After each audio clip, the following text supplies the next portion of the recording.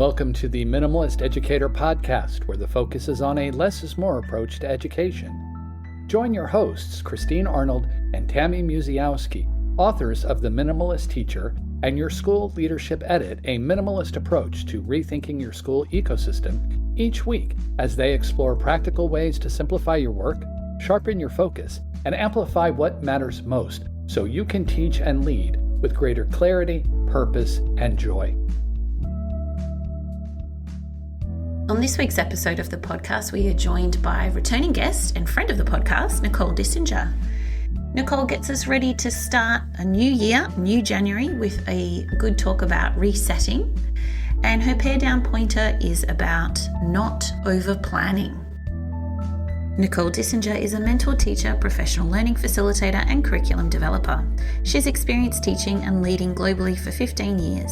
Nicole holds a Bachelor of Science in Elementary Education with an emphasis in psychology and a Master's degree in Early Childhood Education with an endorsement in Bilingual Multicultural Education.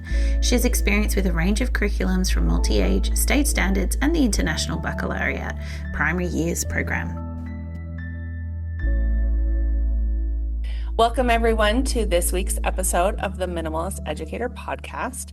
This is our first episode with a guest for season 6, and we're excited to have Nicole back. Welcome back, Nicole. Thanks for having me. So we are starting something new in season 6. So this will be our second video because our preview episode will have had video as well. So season 6, we are sharing videos that, some guests were like, yes, let's do videos.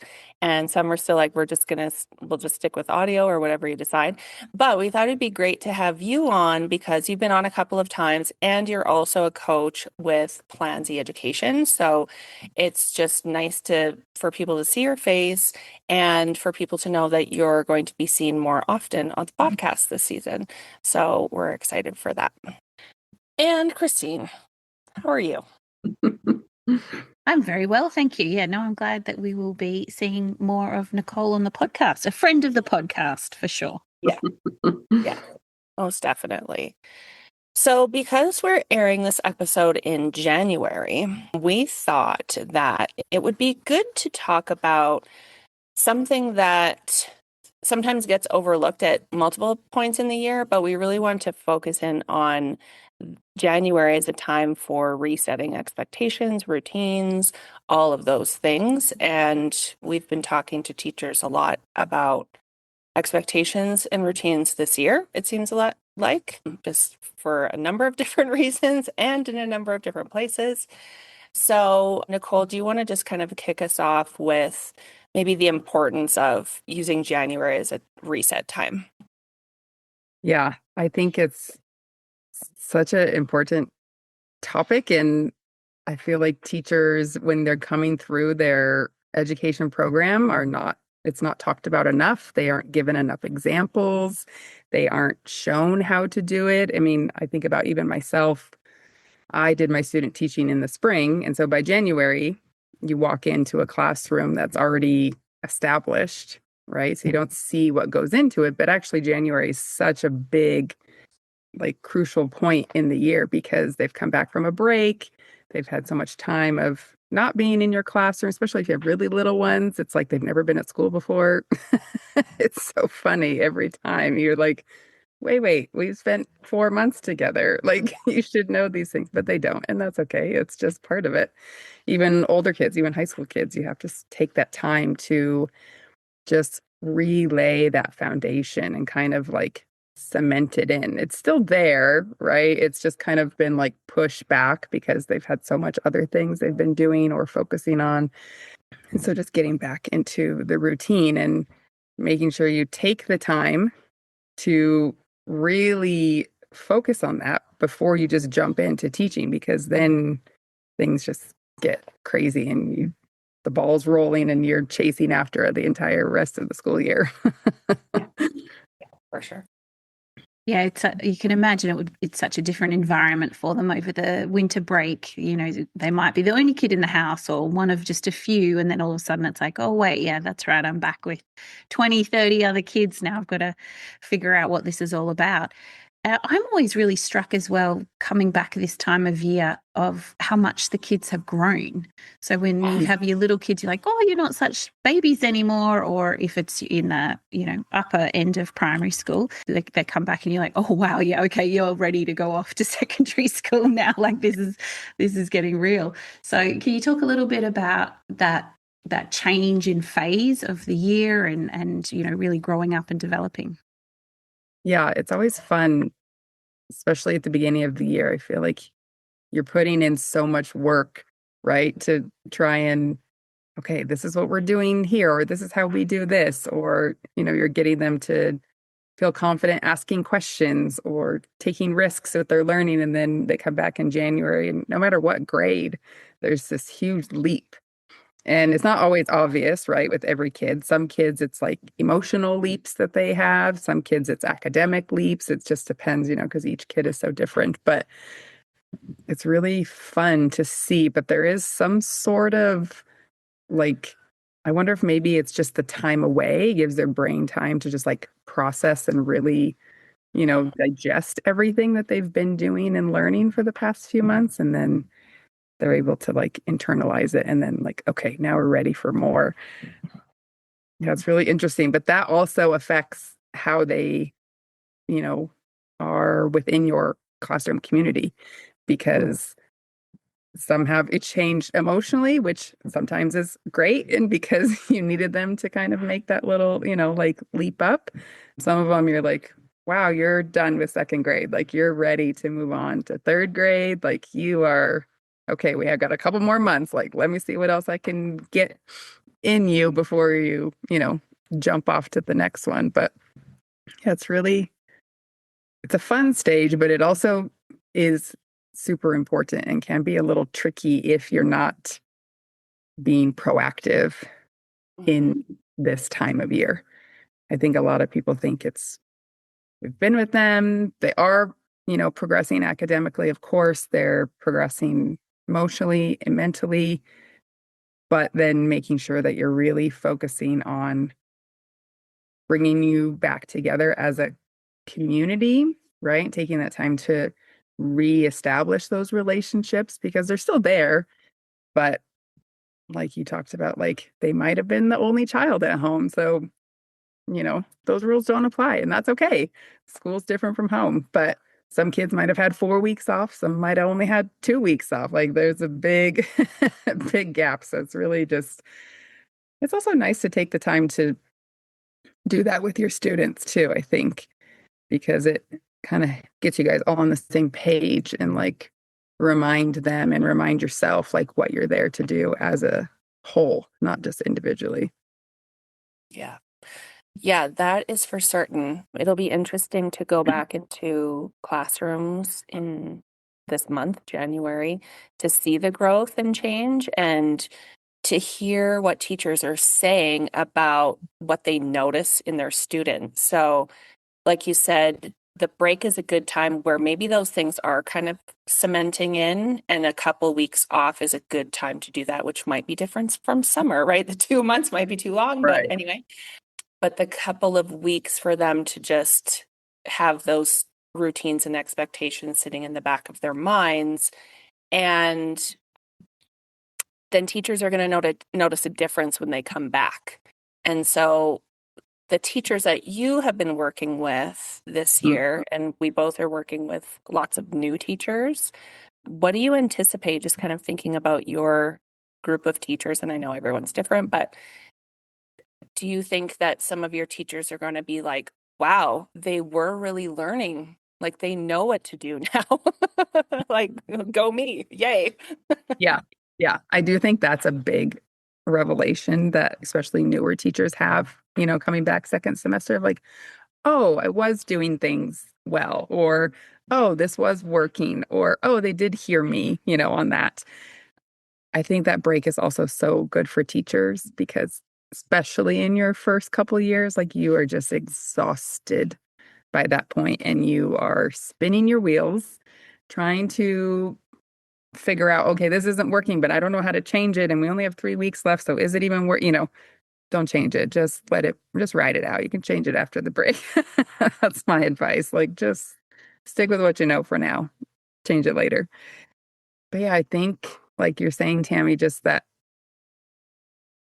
I feel like the teachers I've been working with are actually quite reflective of their own practice, and they're quite able to see what their students are actually capable of and who they are as little people, rather than just, just going through the motions and just assuming they know, like they actually know them, which is really amazing, I think, because I don't think all new teachers are like that.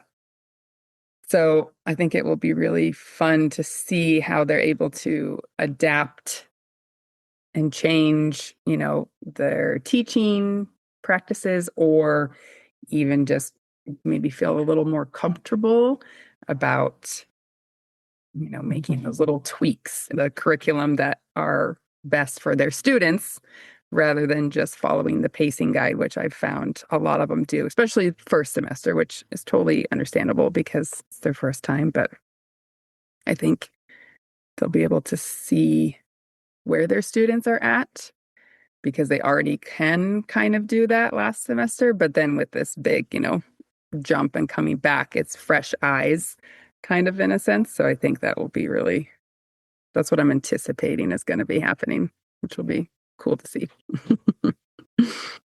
It's great to hear that you've got a group of newish teachers that are so reflective like that. I think that's arms you so well for this career, doesn't it? Because it's really just this unending process of like, okay, where are we? Where do we need to go? How are we going to get there? Right. Just when I thought I had it right, where are we? How are we going to get there? So it's really helpful if you, from the get-go, already got that reflective practice happening, for sure. And I think it's definitely something you can learn for sure if you don't have it already. And I think it's something that even if you already have it, it's something you get better at over time. I think about myself as a teacher, as a beginning teacher, and I felt like I had a pretty good handle on that. But now if I were, to be in a classroom with kids, it's my skill. It's a tool, it's a strategy, it's a skill. And it's just like, the more you use it, the more you practice it, the more strategies that people, share with you of how to do it, or the more you go observe people and see how they're doing it, it really just helps it get better. So I think it's been really fun to see that they already have a good grasp on that, at least a beginning, like, foundation of it, which has been cool. So if we think about the teachers themselves and working collaboratively with their teams and just within their own practice, what sort of resetting of expectations or resetting in general do you think we need to do as adults with each other and in our own practice? Yeah, that's a great question. I think it really is just your mindset, like resetting your mindset, like you're saying, resetting your expectations. Like coming in with, and this isn't to sound negative, but kind of coming in thinking like they're going to know nothing and I have to reteach everything. And that's not because they know nothing. And that's not because you don't think they're capable of it. It's just setting yourself up for success, of saying, I'm going to come in and I'm going to have to reteach how to line up in the classroom. I'm going to have to reteach how we get our pencils. I'm going to have to reteach how we sit at our tables or desks. And again, it's not because they can, it's not a negative way to think, in my opinion. It's just setting yourself up so that they're successful, because you know that even by doing these basic things, they'll be able to accomplish them, which helps them feel successful and confident, and also helps you feel like, okay, great. We're connecting, we're making this progress together. And I think the same thing for yourself and your team. Like if you work with other teachers or you're collaborating, just coming in saying like, okay, I know we've done it this way, but let's just go over, this is how we're going to plan our math lesson, right? Okay, great. So then you're just coming in, making sure that like everyone's on the same page. You're not expecting too much from any one person, which ultimately then just lets yourself down, right? Because it's not on them. They don't know what you're expecting in your brain, right? That's all your own thing. And I think then also for yourself, just coming in, setting everything up very slowly. coming in like, okay, this is what we're going to practice on this day. And then on the next day, if everything goes well, this is what we're going to practice. And almost like over planning in a sense. Like, I know that we're going to practice walking down the hall 5 days this week. And then when they do it in 3, fantastic, right? You feel like, okay, great. I don't need to go overboard with this. I made sure I spent the time to do it. So you're not feeling rushed yourself. You're not trying to squeeze too many things in. You can always, move stuff up from the next week, But if you just like, okay, we're only going to do this on one day and then this and this and this and this, and then you get behind and then you're already frazzled and it's only the second week of school. And I feel like that's what then sets you up for failure. Yeah. Well, and this is just making me think a lot of things too, because January is a very long month. And if you're in winter, it can feel like forever because you might have snow days, indoor recess. And so, we come in with good intentions and we're like, okay, I'm just, going to focus on these few things. And I think it's a really good point that you made that we're kind of slowing down the process again. Like, yes, we have to get back into things, but we have to be realistic and just say, this is what we're going to do in this amount of time. If we can do more, great. But, we don't want to set ourselves up for failure and defeat in January because that's rough. It can be very rough. Something that you were talking about too made me think about, and sorry, I can't remember the exact point, but thinking about, we talked a lot this year, the two of us together and with the teachers that we've worked with. And I'd be interested to hear what you've been seeing, Christine. Teachers using reward systems as motivators, right? And so like, I'm hoping that in January, with this kind of like mental reset, refresh, some teachers will let go of some of the kind of complicated systems that have been set up that are hard to track and don't necessarily work that well. And so I'm hoping that that's what I'm seeing when I go back into classrooms in January, because there were some things that were just like, we got to rethink what the purpose is here. And if that's not working, is it really just an expectation reset that you need versus your sticker chart, that kind of thing. So yeah, let's have some conversation about that. Yeah, this is always such a big topic for you and I feel.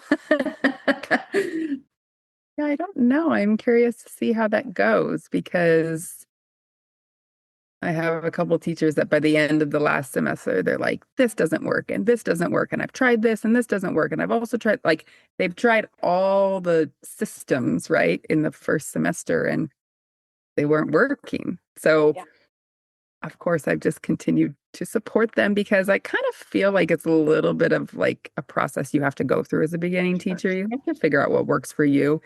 And I think some teachers, you can just say like, these don't work. And they'll just be like, oh, okay. And they won't use them. But then I think a lot of teachers are just like, but I've seen it work and it does work, but it doesn't work long term, right? It doesn't have longevity. It doesn't work for every child. It doesn't work for every scenario. It just usually can work in like small bursts. And by that point, then it like loses its value, right? Because we have talked about this, like over time, one sticker isn't enough of a value. So then you have to raise it to 2 stickers and then they want 3 stickers. And then and so it doesn't really work, right? The system you put in place doesn't work because you're having to change it constantly.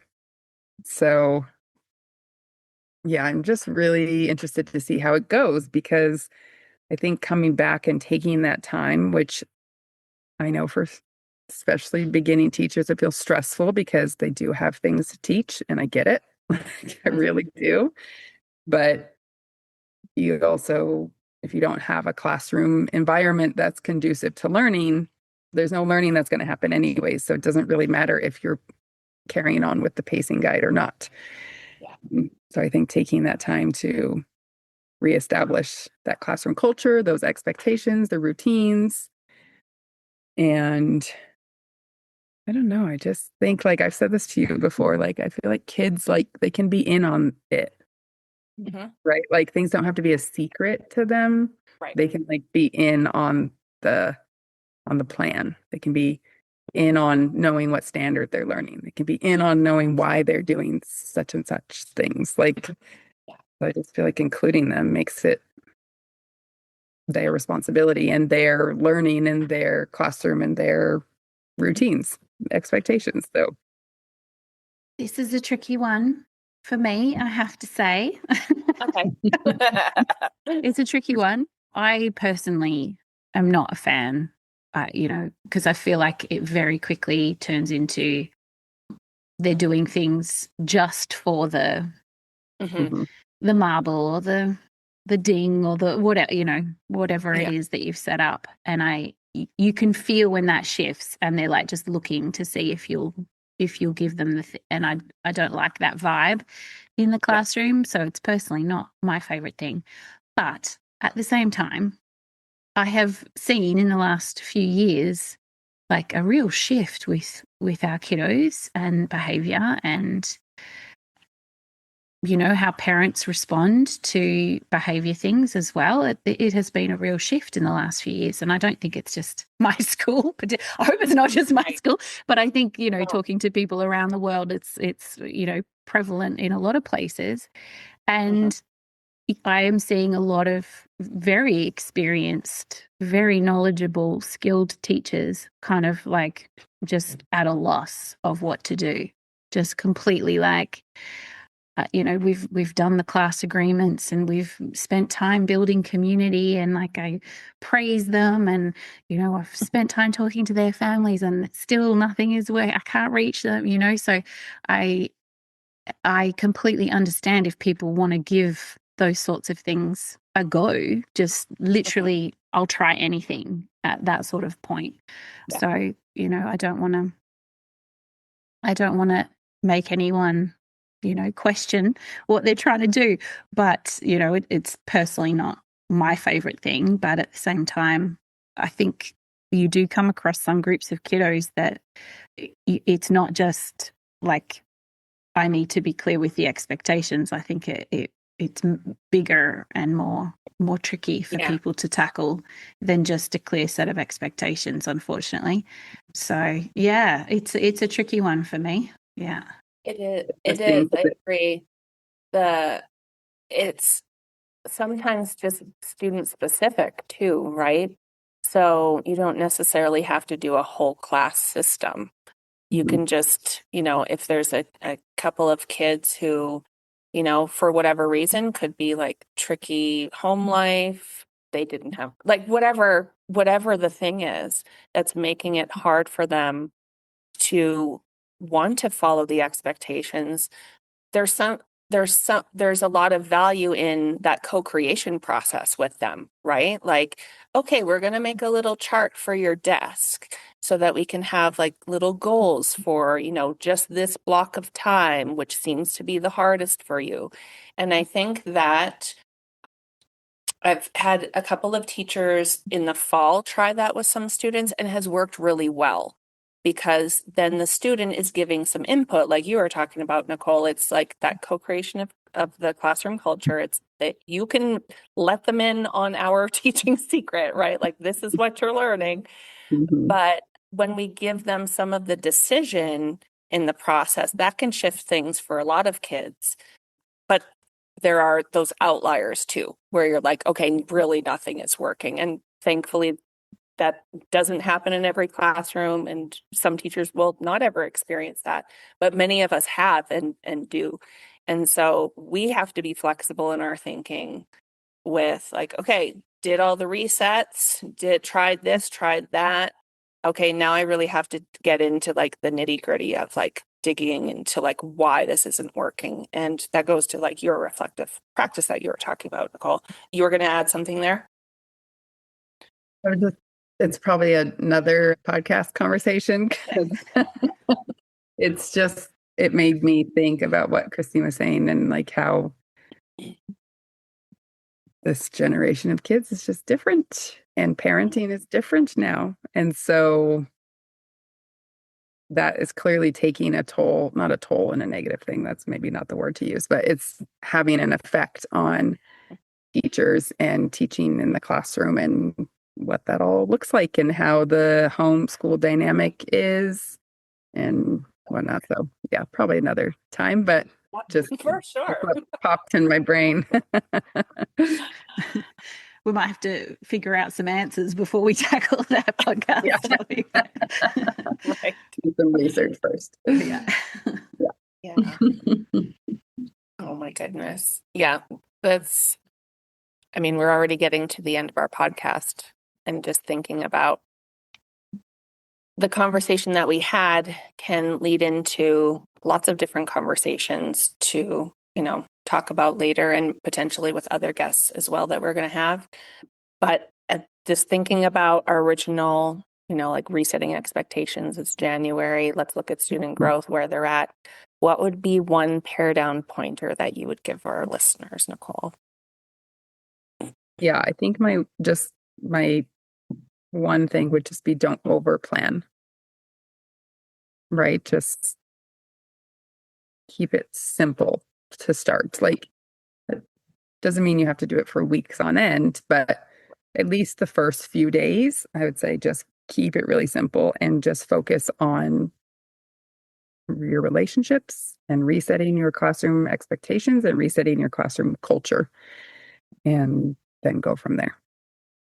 Like, don't over plan too. Like, don't plan like 3 weeks out in advance. Like, just do the first couple of days and see how things go. Like, just try to keep like your workload minimum so that you can enjoy your students too coming back. And you're also then ready for whatever might come because you don't have like an agenda of like everything that needs to be accomplished. Yeah. Thank you so much, Nicole. That was a good conversation, and I'm looking forward to many more. Yeah, it's fun. It's nice to talk to you. I love hearing your takes on things and your opinions. And even though we have a lot of opinions that I think are similar, we also have some that are different. And I think that's really great because it makes for good conversation and it helps you think about things in a different way, which is nice. This episode is sponsored by Plan Z Education Services, supporting educators with forward-thinking professional learning that puts both student impact and teacher wellness at the centre. Driven by a vision to teach less, impact more, they help educators find purpose, prioritise what matters, and simplify their practice. Learn more at planzeducation.com. Thank you for listening to the Minimalist Educator Podcast. Join Christine and Tammy and guests again next time for more conversations about how to simplify and clarify the responsibilities and tasks in your role. If today's episode helped you rethink, reimagine, reduce, or realign something in your practice, share it in a comment or with a colleague.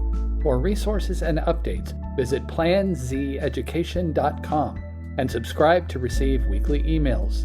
Until next time, keep it simple and stay intentional.